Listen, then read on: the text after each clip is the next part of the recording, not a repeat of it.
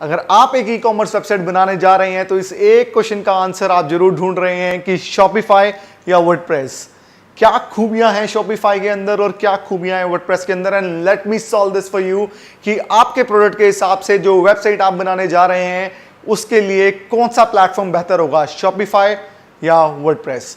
Hi, I am Gurpreet Bhatia, I am the founder director of Flying Saints, जो कि एक UI UX studio है जहां पे हम ई कॉमर्स वेबसाइट्स बनाते हैं मैजेंटो पे, वर्डप्रेस पे और शॉपिफाई पे। और ये वेबसाइट्स आपको 4 गुना ज़्यादा कस्टमर्स कन्वर्ट करके दे सकती है। अगर आप अपनी वेबसाइट बनवाना चाहते हैं, ई कॉमर्स वेबसाइट बनाना चाहते हैं, तो नीचे दिए गए डिस्क्रिप्शन के अंदर लिंक है, आप हमारे साथ कॉन्टैक्ट कर सकते हैं। We would love to work with you. And if you have already e-commerce store up and running, then आप इस चैनल को जरूर लाइक करें, सब्सक्राइब करें, because we share a lot of tips and tricks which can help you take your online business store to its next level. Now let's quickly jump into the video. Shopify और WordPress, मोटा मोटा देखें तो दोनों के दोनों e commerce platform हैं, but Shopify एक डेडिकेटेड ई कॉमर्स प्लेटफॉर्म है, जहां की WordPress एक ओपन सोर्स है एंड्रॉइड की तरह, जहां पे आप अलग अलग तरह की वेबसाइट भी बना सकते हैं, एक बिजनेस वेबसाइट भी बना सकते हैं, एक इंफॉर्मेशन बेस्ड वेबसाइट भी बना सकते हैं। बट Shopify पे ऐसा नहीं है, वो सिर्फ ई कॉमर्स स्टोर के लिए बना है। और एक बहुत बढ़िया बात है Shopify में कि आपको होस्टिंग नहीं खरीदनी पड़ती। तो Shopify अपनी होस्टिंग खुद प्रोवाइड करता है, बट जब आप वर्डप्रेस पे वेबसाइट बनाते हैं तो आपको होस्टिंग साथ में खरीदनी पड़ती है। वो GoDaddy से खरीदें या वो बिग रॉक से खरीदें, बट आपको होस्टिंग खरीदनी पड़ेगी वेबसाइट डिज़ाइन बनाने के बाद उसको किसी सर्वर पे होस्ट करने के लिए। तो ये मेजर डिफरेंस है दोनों प्लेटफॉर्म्स के अंदर।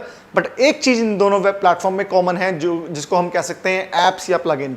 Shopify उसे एप्स कहता है और वर्डप्रेस उसे प्लगइन्स कहता है। कि आपको दोनों स्टोर को अगर स्केल करना है और अगर आप नई नई चीज़ें उसमें इंटीग्रेट करना चाहते हैं, जैसे CRM हो गया, POS हो गया, चैटबॉट्स हो गए, तो आपको एप्स लेनी पड़ेंगी Shopify से और आपको प्लगइन्स लेने पड़ेंगे WooCommerce में। बट बढ़िया बात यह है कि दोनों में फ्री और पेड प्लान्स हैं।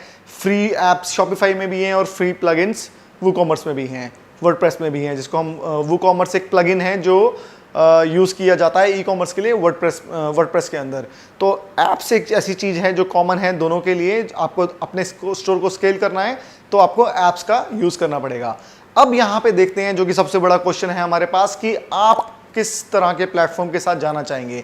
तो मैं इसमें 2 तरह के यूज़र को डिवाइड करना चाहूँगा और उन दोनों को सिर्फ 2 बातों से नापना चाहूँगा और आप देखें कि आप कहाँ पे फॉल कर रहे हैं।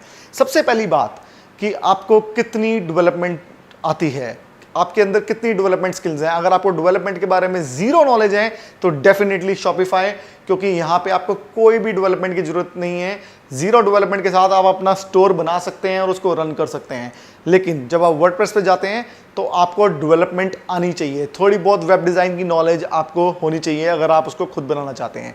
सेकंड क्वेश्चन कि क्या आप फर्स्ट टाइम वेबसाइट बना रहे हैं या आप पहले वेबसाइट बना चुके हैं। अगर आप पहली बार वेबसाइट बना रहे हैं तो सीधी सीधी बात कि Shopify, क्योंकि ये इतना यूज़र फ्रेंडली है कि आप अकेले पूरा का पूरा स्टोर चला सकते हैं। आपको किसी भी आदमी की ज़रूरत नहीं है। आप खुद डिज़ाइन भी कर सकते हैं और डिज़ाइन होने के बाद जब वो पब्लिश हो जाएगा, जब वो लाइव होगा, आप खुद चला पाएंगे। वो इतना यूज़र फ्रेंडली है। बट वर्डप्रेस के लिए आपको हायर करना पड़ेगा web designer, may be web developer, जहाँ पे वो आपको वेबसाइट बना के देगा।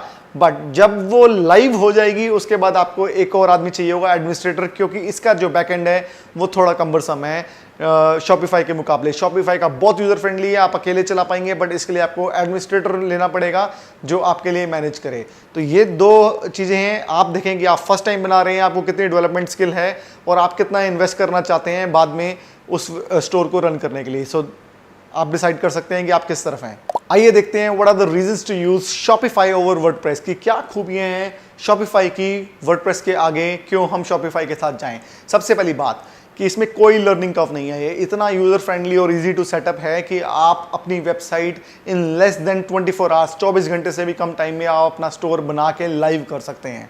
ये इतना इजी और इतना यूज़र फ्रेंडली है। सेकंड, इसमें होस्टिंग की कोई ज़रूरत नहीं है। यहाँ पे आपको होस्टिंग Shopify खुद प्रोवाइड करता है, आपको कहीं से भी आपको होस्टिंग बाय नहीं करनी है। और थर्ड, जो कि बहुत बढ़िया चीज़ है, क्योंकि ये ई कॉमर्स प्लेटफॉर्म है तो यहाँ पर आपके पास ऐसे out of the box features हैं जो वर्डप्रेस में नहीं है, जो कि सिर्फ ई कॉमर्स को के यूजर्स को ज़्यादा से ज़्यादा कन्वर्ट करने के लिए बने हैं। They are totally focused on e-commerce. इसी वजह से ऐसे फीचर्स जो पर्टिकुलरली आपके ई कॉमर्स स्टोर को नेक्स्ट लेवल पे ज़्यादा से ज़्यादा लोगों को कन्वर्ट करने के लिए काम आएंगे।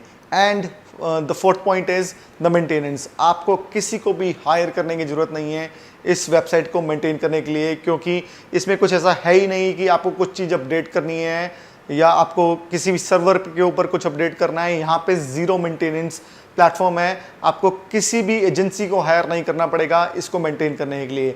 And fifth point is security, one of the biggest thing कि यहाँ पे हैक होने का चांस बहुत कम है। हम आए दिन सुनते हैं कि वर्डप्रेस की वेबसाइट हैक हो गई क्योंकि वो ओपन सोर्स है और ज़्यादा से ज़्यादा वेबसाइट्स हैक होती हैं। आज की डेट में बात करें तो more than 20% of the entire world's websites are done on Shopify only.